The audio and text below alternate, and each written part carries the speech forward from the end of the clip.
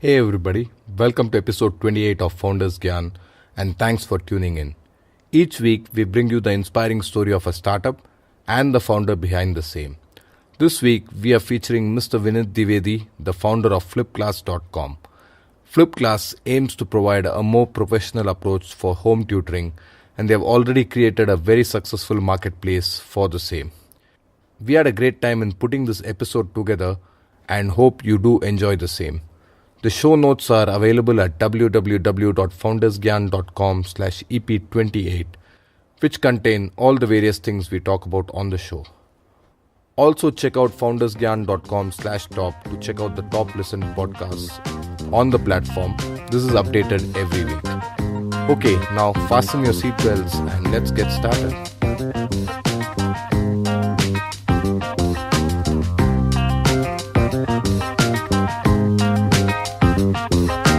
Vineet, welcome to the show. I'm super excited to be speaking with you today. A quick brief on Vineet. He is the founder and CEO of FlipClass. FlipClass is a platform that has the sole objective of providing a more professional approach to home tutoring.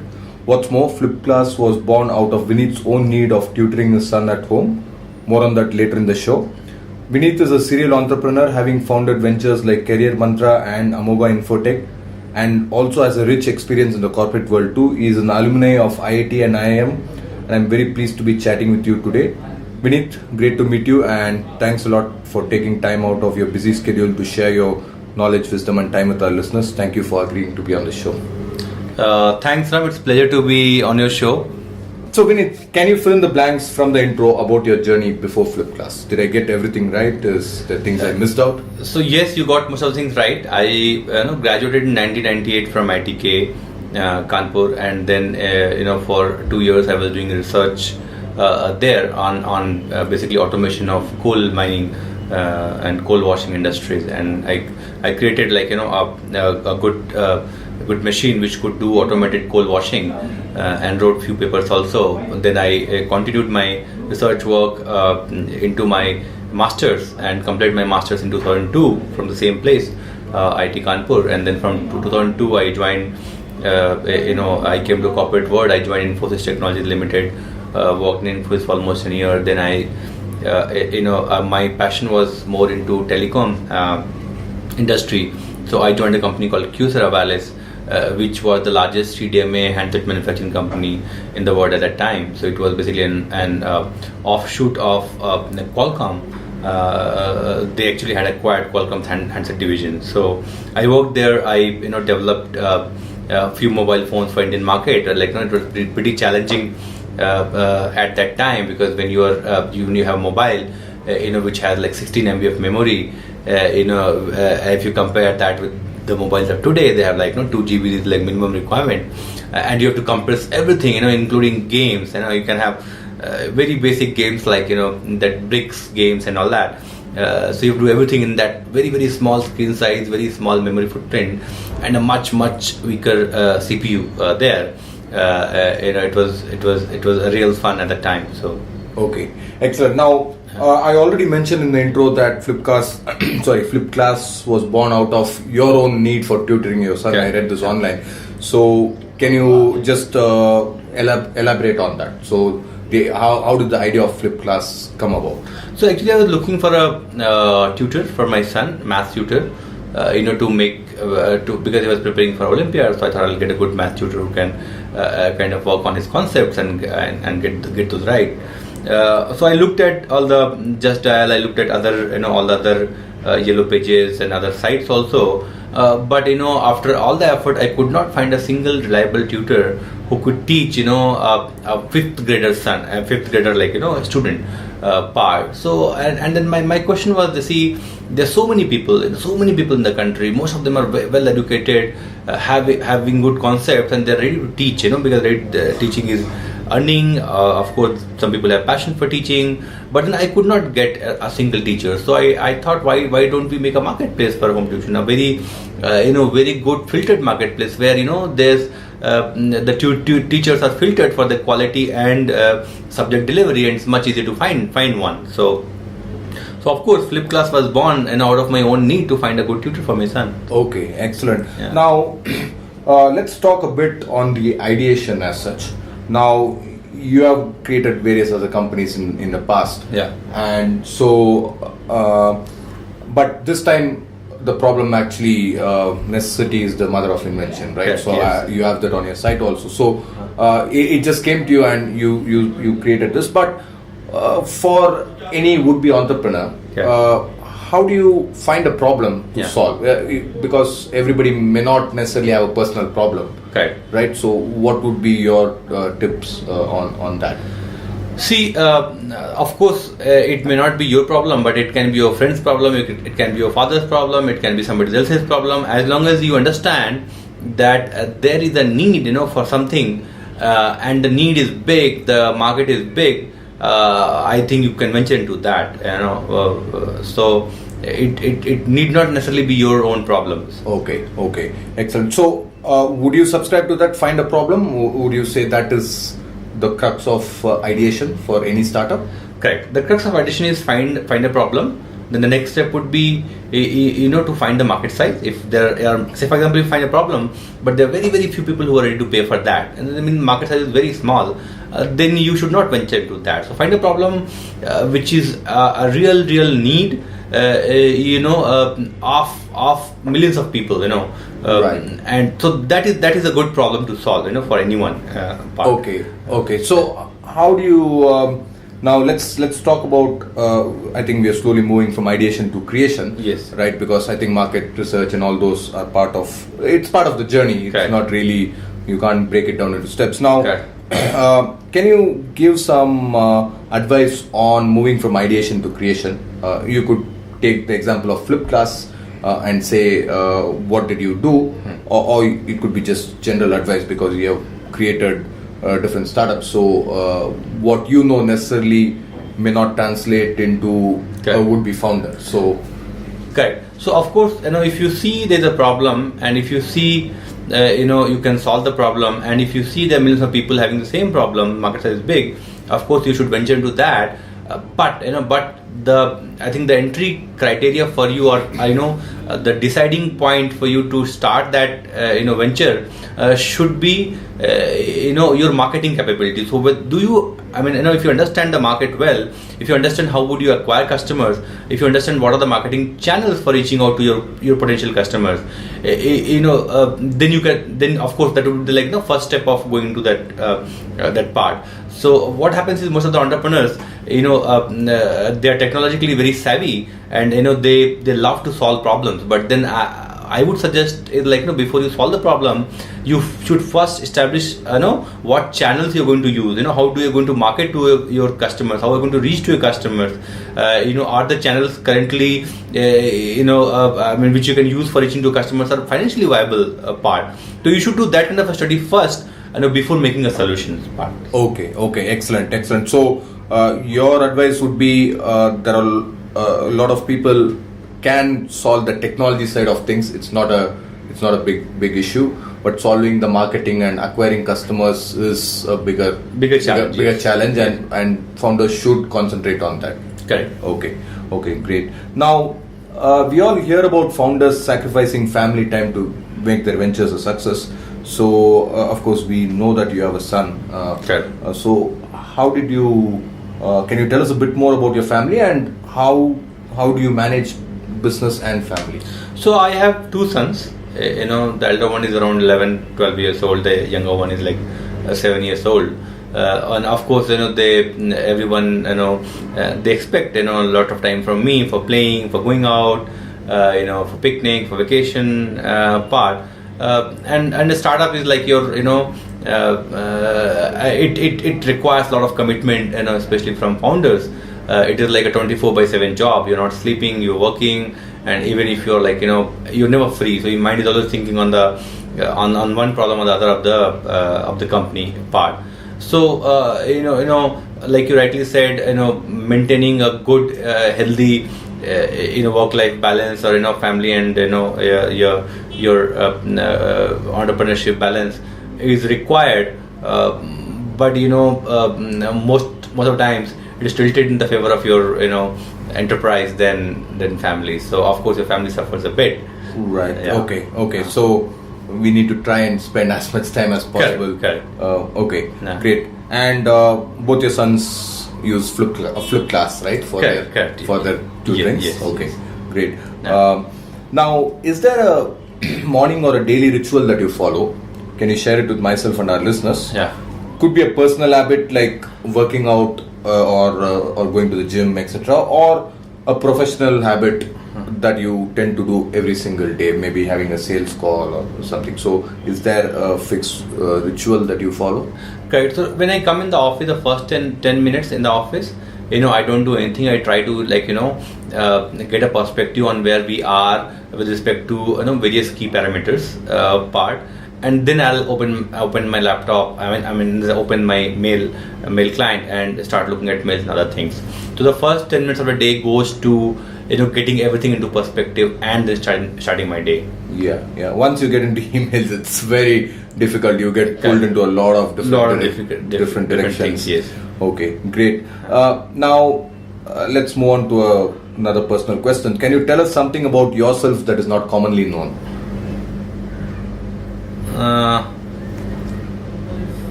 Commonly known means, like, say I was I have learned gliding. I even applied for a student glider pilot license in IIT days. Okay. And I have close to, I'll say, 6-7 hours of gliding experience. Oh, okay. Brilliant. Do you have a chance to go gliding here somewhere around Bangalore? Not here. Bangalore I have not tried. I've done in my IT days. So. Okay, great. If you like the show, do follow us on Facebook and Twitter. The link is www.facebook.com/FoundersGyan and twitter.com/FoundersGyan. Both these provide you daily tips and articles as well as resources to help and inspire your startup. There are multiple tips per day. Some examples of these tips would be articles on the latest startups, growth hacking tips, how do you build team for startups, how to get funding, etc. So don't forget facebook.com/FoundersGyan and twitter.com/FoundersGyan. Now, what's the best advice somebody has given you, or alternatively the best advice you have heard? So the best advice which my mentors have given me, and I also pass on to all friends and wannabe entrepreneurs, is that never say no to money. You should work hard. You should try hard to get the available money into your company part. So I'll take an example. Some founders, they get really biased with the valuation, or I'll say that blocked with the valuation, and they don't want to think anything beyond that. So I'm saying, instead of getting blocked on that, you work with the potential investor and try to make it work somehow there. So that is my advice to all the entrepreneurs, that you should work hard to take all the available money, whatever money is available to you. Okay, that's a brilliant piece of advice, Vineet. Thanks so much for sharing that. Yeah. We are now at the halfway mark, and we just have another 4 or 5 questions. Yes. Okay. So startups come with a lot of pressure. Yeah. So give us some tips on how we can handle pressure when things aren't going well. Yeah. So see, I have seen a lot of startups. I have done personally my third startup, but I've seen a lot of friends who have done startups. Pressure is a part of startup. So I have whatever success story you would have heard. All of them would have gone through a lot of so-called bad days part. So I think patience is the key. Any entrepreneur, if you have patience, if you have trust in your idea, if you have faith in your idea, you should hang on. You should just hang on and wait for right time to come. So okay, great advice, Vineet. Thanks a lot. Now, you don't have any co-founders, right? So how do you validate your ideas? Do you have any mentors to run your thoughts through? What do you do in order to make sure that your ideas are fine, you're going on the right track? So we have a very strong senior management team here. Co-founding team part, which came later, but then they are at a very senior level, mature people, having years of experience, worked in multiple industries. So in order to brainstorm or get feedback, I think I have a good set of friends and colleagues in FlipClass, and then of course we have a lot of mentors who help us with where I'm stuck or where I want to take feedback, take feedback from them. So we have good set of advisors. If you go and see our website, we have very very strong set of advisors there. So. Okay, brilliant. Now this is the last personal question. Yes, so can you tell us about your worst entrepreneurial moment? Yeah. And how did you turn it around, or the lesson you learned from that experience? So this was my second startup when we started in like 2008. So the company we founded in 2008 Feb, and then of course we started working on the idea, and suddenly market crashed in 2008. The market crashed May-June time, and whatever funding prospects we have that had gone with that crash, and by the time we realized what hit us, we had 8 people to support, and of course the funding was next to impossible. So then we realized that we need to make some changes in the business model. We should and to in order to make it like a little more successful. So what we did is we kind of pivoted a little bit, and started doing services for bigger companies like Wipro, HP, and all that, and that kind of give us sufficient money to survive, and also to put a good chunk of that into our core idea part. So I'm saying as a startup, the advice is like you should be very very flexible and not kind of stuck to that idea, because the market can change, the customer dynamics can change, the behaviors can change. There might be some flaws in your business model which you would have overlooked earlier. Say you are an entrepreneur because this has not been done before. So you are the first one, or say guinea pig, who are going to start something new. So of course you will have your own set of challenges which have not been seen by anyone else. So unless you are flexible, you are open to feedback, you're going to have a real tough time dealing with those problems. Okay, excellent advice. So be flexible, be agile. Yeah. I think that would kind of sum up what you said. Now let's retouch on FlipClass. Yeah. I think the revenue model of FlipClass is you take a share out of the tutors, right? Yes. Okay, so is that right? Yes. Okay, right. fine. Yeah. And what is the future you envision for FlipClass? So our future, our idea is to reach to more than 10 million students in India, and there are almost 250 million K-12 students. And if we can reach 10 million, it will be like a great success story for us. Our idea is to provide high quality learning experience for students all over India using our mobile platform called FlipTutor, or our learning platform along with our tutors, FlipClass tutors. So that is our vision. Okay, brilliant. Now, are there any books or resources that you can recommend for our budding entrepreneurs? So there is one book which I recommend to all the entrepreneurs. It's called Hard Thing About Hard Things, written by Ben Horowitz, one of the partners of Ideation Horowitz part. It's a very very nice book, written in a flamboyant style.